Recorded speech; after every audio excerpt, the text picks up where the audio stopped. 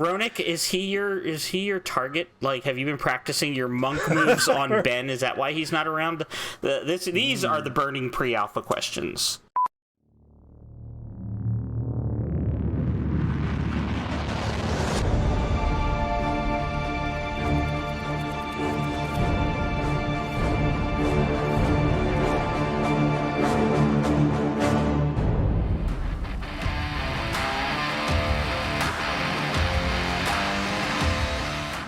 Welcome to Disparate Worlds, where an irresistible force meets an immovable object. I'm Mox, and this is Sechari, and we are comparing and contrasting the worlds of Pantheon, Rise of the Fallen, and Ashes of Creation. Yes, we are. Hello, friends. Welcome to you. Actually, welcome victims, I think, right? Is what That's you what called we them are last calling episode. them, yes. So, welcome indeed to Disparate Worlds episode number 31, where we are only slightly less broken than Ronick's arm. Yes, he has apparently been mocap stunt actor for the monk in Pantheon. So good job, Ronick. Right. Well, they'd spoken about how they were testing that near-death mechanic. I guess we made a joke about it last time. Right. Turned out actually to be real. Exactly. So we just have to make sure that we are, casting Torchlight on all these new news items that have come out since the last live stream. Right. Get it? Casting? Yes, Ronick. Casting. Torch. Ronick. Now, where does the torch thing come in? Oh, that's Minus. He said we need to have torches. We need torches. Yes, at night. So we have torches. At night. Oh. Well, you have a torch in the thumbnail, so I think we took care of that, exactly. right? I think hopefully this episode is not doomed to be destroyed at night. Thank you, Minus, for the heads up. Exactly. Apparently we need to start recording during the day instead of in the wee hours of the night. Right. As we are prone to do. So, like and subscribe, please, always. We would appreciate your support in that regard. Always very much appreciated. Comment while we're at it. Notification bell, that's always a good thing as well. So, help us out if you can, lest YouTube forget us. This episode, what we're going to do is a little bit of commentary, as always, on the August live stream with the Pantheon crew. Ronick and Minus spent a few minutes just kind of bringing some things to light for us, showing Visionary Realms' progress in the classes and world building and things, queuing up for pre-alpha testing that is coming in September. Yeah. So stick with us, and we'll get into it straight away. I've noticed something, though. Now that you mentioned the crew, where's Ben? I know, right? He's been conspicuously absent. Yes, I've missed him. Ronick, is he your target? Like, have you been practicing your monk moves on Ben? Is that why he's not around? These are the burning pre-alpha questions. Yes. You know what you need to do is ask them in the VIP forums. I shall. And make sure that they have the answer for us. I want like proof of life. Like, do we need to do a wellness check on Ben Dean? Right. Well, offer us a bean and we'll know he exists. Exactly. That's a valid point. And getting beans. Speaking of the VIP access, you can get that VIP access if you pledge to the Scion of the Black Rose tier at the Pantheon MMO.com/pledge. And it's a bargain. It's 25% cheaper than I paid to join into the pre-alpha testing. So it's definitely worth doing. Yes. So if you have the funds and want to participate in the upcoming pre-alpha testing, which is, by my count, roughly or no more than 47 days away. So in less than 47 days, I will be playing Pantheon. Are you jealous, Sechari? Fun. A little bit, yes. All right. Although I do have to offer a quick clarification. It is not VIP access. It is just short of VIP access, but it does include pre-alpha testing. Right. You are pre-alpha testing. Thank you for that. Which was formerly an exclusively VIP feature. Yeah. So. Indeed. So, give us the news, right? There was an announcement that regarding this pre-alpha testing that they let us have. What was it? Clerics are going to be available here. So we're going to have Clerics in there, and they're obviously a healing class, which is traditional for MMOs and fantasy type games.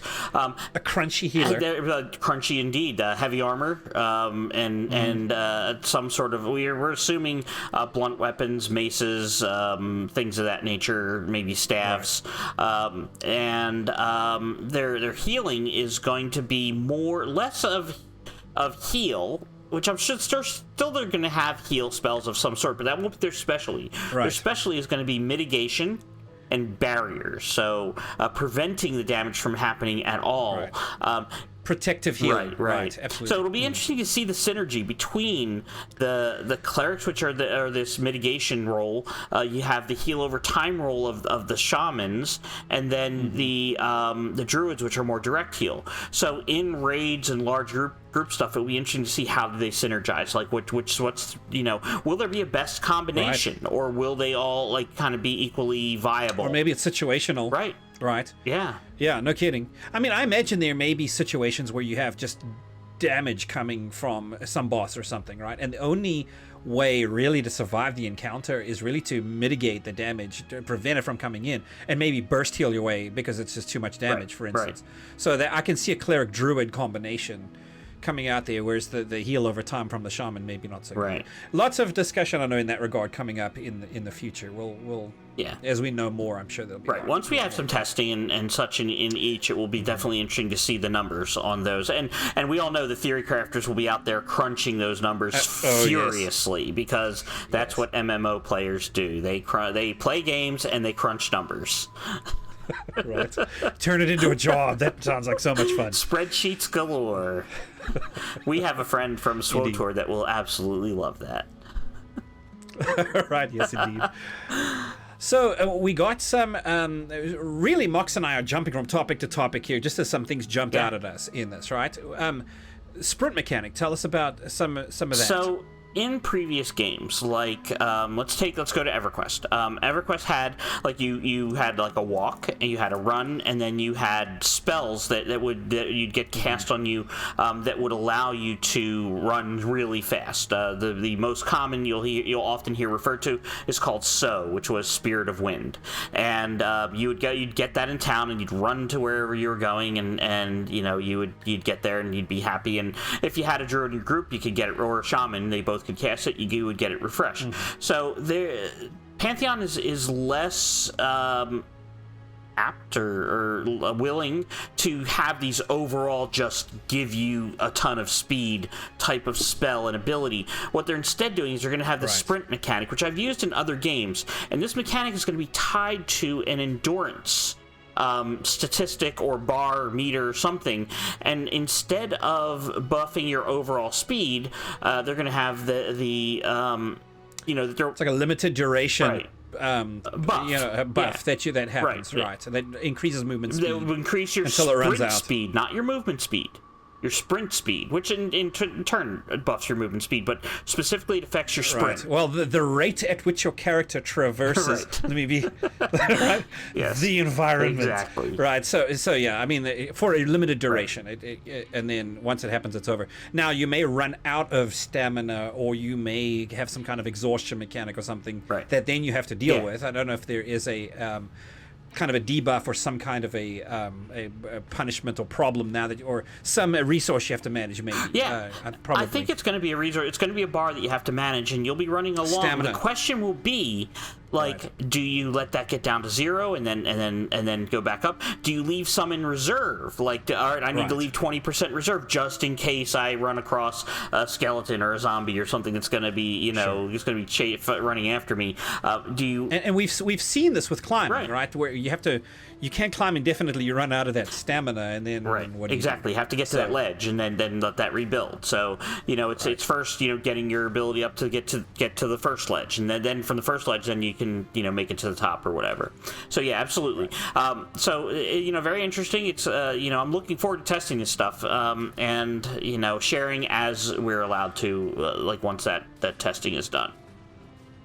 Sure. All right, so we've not buried the lead. We've mentioned that the cleric is going to be there. The sprint got reworked. Yep. They showed some footage of the environments, right, kind of closer to the end. Oh, right, of some changes. Yeah, comparing and contrasting. Interestingly enough. Right. So, but this is within Pantheon exclusively. Yeah. The way that the world looked in the last pre-alpha testing session versus the way it looked queued up for this pre-alpha testing session. So, what were some things that you noticed? A lot less polygonal type. Great word. Oh, absolutely. I think I've rubbed off on you. I think I have made you the verbose. I am a wordsmith. Polygonal. Yes. So a lot less like angular, for the layman. Yes. Looking terrain and ground, you see a lot more textures with grass and bark, and the buildings look better and things like that. I really thought that it was interesting, and that's really only maybe a little bit more than a year. I think the last pre-alpha was spring of 21. So I'm thinking that here we are, late summer of 22, and we have this amazing difference between the two. Lots of changes, right? Absolutely. That grass looked really good. The trees. I mean, we're starting to see some really complexity in the textures now, as opposed to just like, well, here's an intended shape, right? We're intending the ground to be here. It's gray boxed. Yeah. Now you're seeing some grass. There's some wind blowing through it. There's some movement in the texture. Yeah, and I have to admit, in looking at the Ashes stuff, which is an Unreal Engine, I was really like, Ashes is really pretty, and it's been pretty all along, and I've been like, okay, I know that Pantheon's going to be great, but is it going to look as good? And I don't know if it will ever look that pretty because of the restraints of the engine, but I think the artists are doing a great job, and it does look really, really nice, the stuff we've seen. Absolutely. Yeah. And they're hiring artists right now, so give them some time. I'm perfectly okay with let's see what they can do, because you don't have the talent until you have the talent, right? So if they're hiring them right now, and they are, then let's let them. Because clearly Ronick can only do so much with his broken arm as far as art is concerned. So I think it's his right arm. So he's left-handed, guys. I mean, good. Oh, is he left-handed? I didn't assuming realize. he's right-handed. No, he has to be left-handed because it's the only one that works. Oh, yeah, good point. Poor Ronick. We're going to have to apologize to him so profusely when we finally meet him. When he comes on here as a guest, we certainly will apologize to him profusely. Poor guy. I do like him. Yeah, so he's a good guy, and he takes his role or abilities or whatever the case is very in stride. He's very very humble, and he's a good person. So anyway, indeed. All right, so we got the now versus then, which was great, and then the meat of this was, at least what they led with, was the 10 burning questions plus one we got, because the very first thing was, when will the next pre-alpha be? And we learned it will be no later than the end of September. So, which is why I said about 47 days away from as we're recording this. So, a month and a half, somewhere in there. And I'm assuming it's going to be somewhere in the second half of September. I'm not expecting to be able to enjoy Labor Day weekend playing Pantheon, but I think it's going to be the second half of September, and there's some really cool things that apparently they want us to test, and they kind of went through a whole big list of things, and it's very expansive, but just know that it's going to be a different experience apparently than what the 2021 testers had. You may freeze out there because there is weather, storms, fog, right, all that kind of stuff. Yep. Yeah, absolutely. There's a reason to keep your torch, around you, around your being. Apparently, because you may get jumped at night. Apparently, Minus was adamant. He did not. This time 2 or 3 times he mentioned throughout the course of the thing, you better have a torch at night. So don't throw the torch away. Which is. It's like when the teacher says, "Hey, this question, it's gonna be on the test, right? You better get a torch with you." Exactly. I have a feeling. Yeah. So. And then mention enemy placements, right? That they had tweaked them. There's now more of them. They are stronger. Right. I imagine the encounters are a little stronger.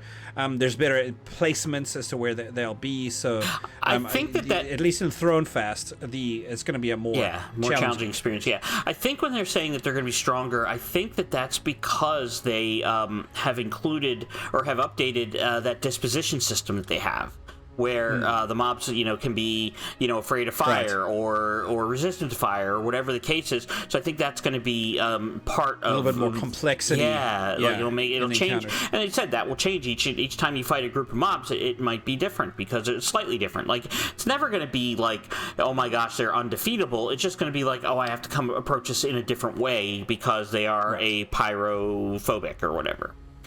Right. The crafting and harvesting, right? They mentioned that as well. Right. We'll get a little bit of it, just a taste. Yeah. Now, it was exactly what I experienced in Alpha of Ashes of Creation. There wasn't very much of it. You could go out there, you could find certain, trees or whatever. Yeah. You could mine those resources or gather those resources and then go back to town and then turn them into the most rudimentary materials. But there really wasn't too much more you could do from there. So they give you a little bit of a hint as to what that's going to look like without actually experiencing the entire feature-rich crafting and harvesting system. So a hint of that coming, and that's good to see. Right. Do we want to mention weapon techniques? Only if you want to. Okay. We mentioned it. They will be there, right? From level 1. Weapon technique, right? Yeah, and there's more, more to it. Like some start at level 1. You have some with you, some you learn and purchase, as you go. Right. Things like that, for sure. And Joppa had mentioned in previous streams that there will be abilities and things of that nature, spells and whatnot, that will be part of the going out and exploring and finding that person on the top of the mountain. As I believe was specifically something he, in an instance he mentioned that it's a possibility. So they won't necessarily all be there for you in Thronefast. You might need to delve a little deeper to get them. So. Right. And one of the things they like doing, I know this jumped out at me as well during this conversation, was how much they don't tell you, but they hang around to see if you'll notice certain entrances to things, right? Or something hidden in the grass or whatever it may be. Right. So they have this world built and there's lots of cool things to find. So I think even if you're testing, it helps to be a little bit observant, a little bit attention to detail. And a little bit of thoroughness, right? Look around you and pick at things, kick rocks over. Look down. It's a very vertical world. And Joppa had mentioned, again in previous streams, that you may see something someplace that looks inaccessible now, but 10 levels from now you might need to go back to that low-level dungeon and find that area that is worth going to now, because you can climb there, or you have a grappling hook or something that will allow you to get there. So right. So yeah, I mean, that's very good to see. Yeah. So go feedback ahead. Is good, right? Absolutely. Okay, except when except when it all right, so they announced that the feedback from the previous testing session led them to believe that they needed to increase soloability, which really, and you said you said you could hear me wincing from across Fort Worth. Dude, I could see your face just didn't you write a article? Yeah, a thesis on Not this? Not a thesis, but yes, a dissertation. Whatever. There was a few paragraphs. How about we link that? It was a few poorly written paragraphs, so you're welcome to read. I will link it, and you can read it and begin cringe. But anyway, so what doesn't bother me that they're increasing soloability. I think the wording, and maybe I'm reading too much into this. That's entirely possible, but they said meaningful progress while soloing. And that is what worries me, because having experienced this in other games where all of a sudden, because you can solo, people don't want to group. And that, I have to, and I'm putting my trust in them that that's not going to be the case, but it worries me a little bit. I'll tell you this. I think an MMO, in general, needs to be something that I can log in online and want to play an hour or two and find none of my friends are online, and I can find something to do. Make more friends. You make more friends, but maybe there's certain regions that are a little bit more solo friendly, or I can go do some rudimentary gathering around town. There is some soloable activities available to me. But there's got to be that mixture, right? I think that Pantheon is going absolutely to be heavy on the grouping. That's going to matter, right? You're going to have to be able to do that. But there's got to be, I think, something for solo. Yeah, you're right. I mean, to a degree. Now, what that is and how much, that I think are the questions. And Joppa has always said that soloing will not be the most efficient and effective way of leveling. And as long as that remains true, then things will be okay. The sky is not falling. All is well. You'll be okay. All is well. Just chug a potion, you'll be okay. Exactly. All right, hold on. Let me drink my potion. Right. Yes, there you go. Look at that DW cup. Yes. Right. I mean, Sechari may or may not have one. You can see here. Right. Mox has been Excuse me. been crafting in real life. In real I life, guess. yes, I have been. Right. All right.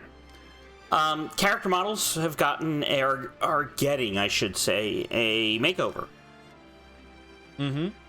Yeah, they mentioned that they were going to redo, or that they had redone the human male and were soon going to be working on the human female, and they'd introduced some new pipeline features to allow them to speed up delivery for some of the other models, right? So they mentioned specifically Scar Archai. Oh, goodness me, I better be saying this right. Dark Mir, as opposed to Meyer. Yes. Yeah. As some other people. Lest you get on Ronik's bad list, his naughty list. The Dark Meow. Yes.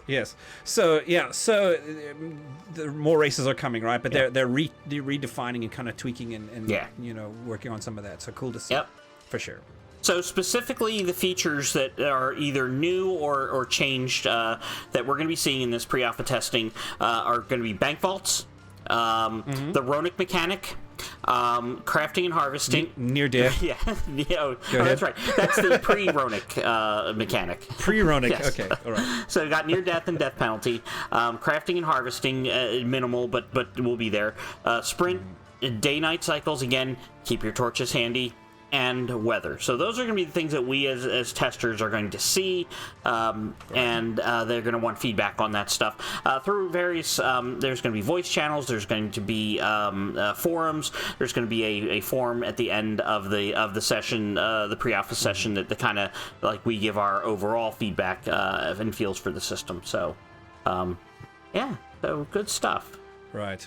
Yeah, pretty much good stuff. There's some other stuff that they mentioned, of course. They had a video in there where Tehom... Adam. Say it for me. Adam Tehom. Tehom. It's a strange name. Yeah, okay, so sorry, Adam. But where they basically just outlined the Dire Lord, the Wizard, and the Shaman...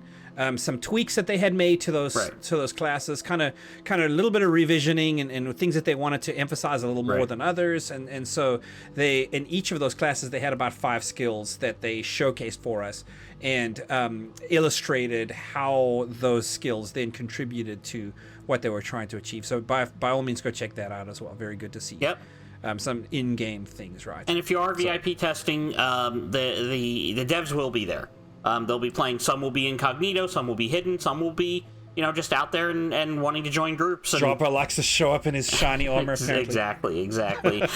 And I'll tell you this, there was talk on the VIP server about a request thrown out there that we have a pre-alpha testers versus the devs at the end. So we'll see if there's like a free-for-all brawl at the end, see if we can overcome the devs. That might be fun. And overcome Joppa's shining armor. So, all in all, it was a great live stream, great episode. I have to say, I'm really enjoying the play between Ronik and Minus. It reminds me a lot of you and I enjoy their vibe that they have going on there. Indeed. So. All right, folks, check us out on Facebook at facebook.com/Disparate Worlds, on Twitter at Disparate Worlds, and our website, disparateworlds.org. And also, we are now on Patreon at patreon.com/Disparate Worlds. In addition, on our website and in the description is a link to our Discord. Please join us there. We have actually followed through and been more attentive. So we have. So indeed. So check us out there. Yes. And as always, leave a comment, a like, and so I think I'm stealing your line there. No, you're all good. Yeah, that's what I would say anyway, but we're all good. For the most part, that is it for us, guys. Thank you very much for watching. Take care of yourselves. Have a good one. Remember always to be immovable in your principles and irresistible in your passion.